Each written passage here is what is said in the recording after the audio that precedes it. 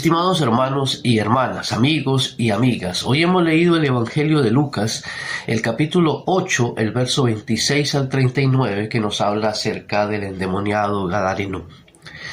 Este texto es muy interesante porque generalmente nosotros nos enfocamos en una persona que ha sido endemoniada, como es el caso de este personaje, que es el endemoniado gadareno.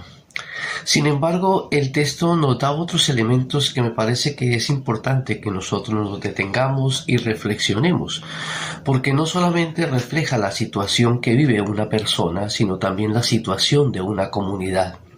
Es decir, el texto nos hace una radiografía, efectivamente, de una persona, pero también nos hace una radiografía de una comunidad. El texto comienza señalando que Jesús va a la otra ribera.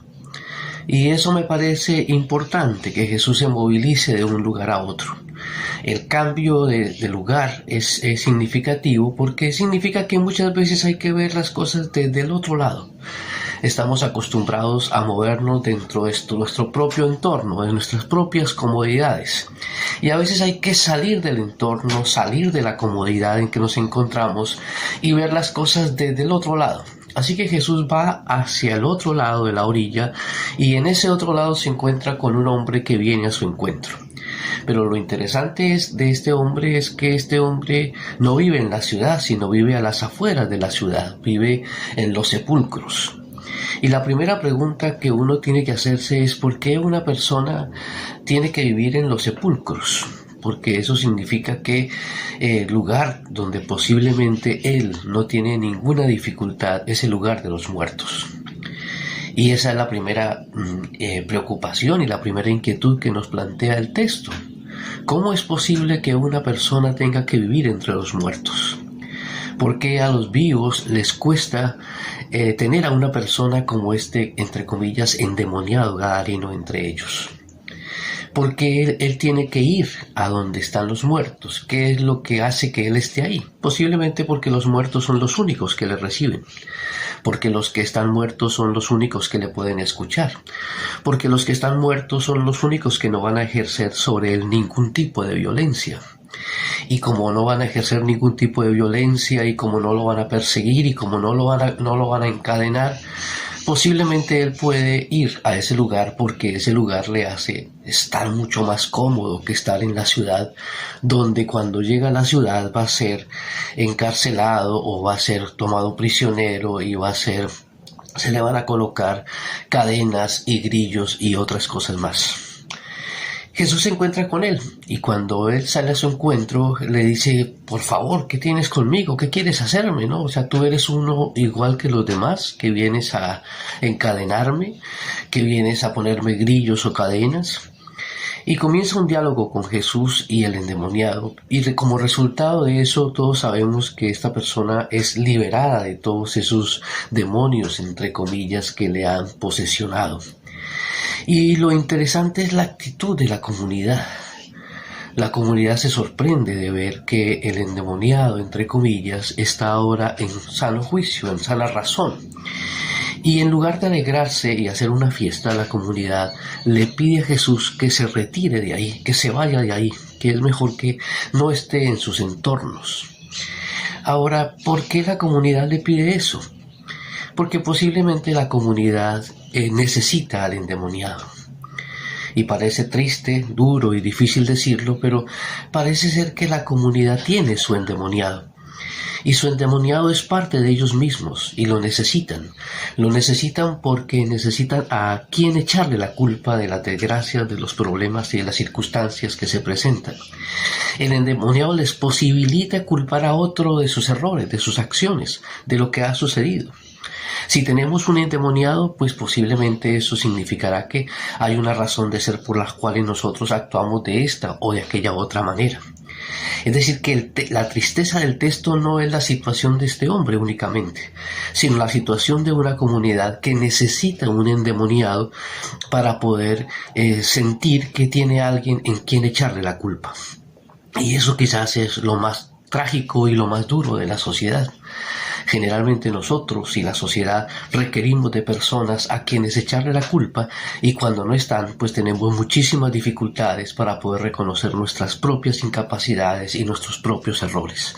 Así que el texto del Evangelio del día de hoy nos narra una tragedia, pero no una tragedia de un ser humano, sino una tragedia de una comunidad que antes de incorporar al que es diferente, al que piensa distinto, al que posiblemente tiene unas características que no tienen cabida dentro de la comunidad, prefiere mandarlo a los sepulcros, al lugar de los muertos, para que esté ahí y no esté en la ciudad, porque eso les permite a ellos tener garantía de poder tener a quien acusar en caso de una situación de desgracia y una situación difícil. Hermanos y hermanas, que el Señor nos ayude a tener corazones abiertos donde las distintas personas y los distintos seres humanos, pese a nuestras diferencias, tengan una cabida en nuestro corazón y en nuestra comunidad.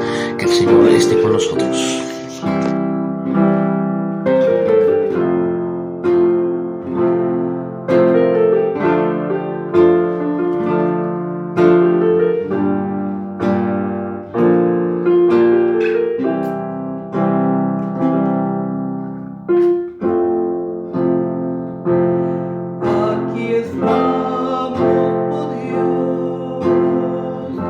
Enfermedad y muerte nos rodean, Señor.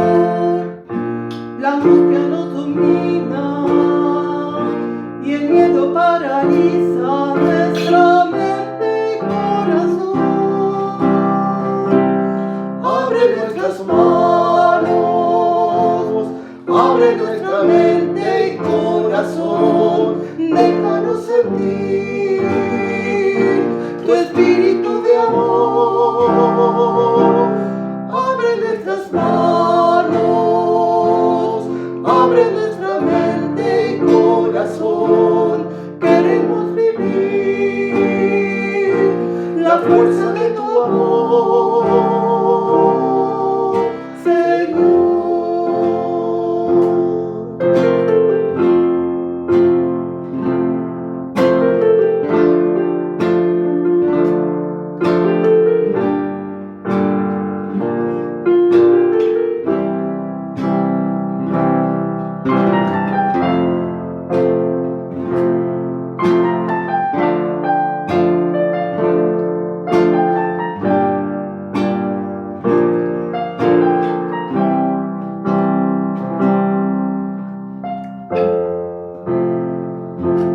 Muchos viven, oh Dios, en soledad, angustia, sin familia alrededor.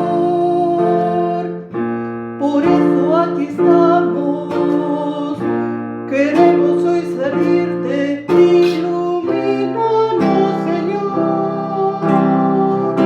Que se abran nuestras manos, que se abra nuestra mente y corazón. Queremos servir a quienes están en dolor. Que se abran nuestras manos, que se abra nuestra mente y corazón. Queremos servir a quienes sufren hoy, Señor.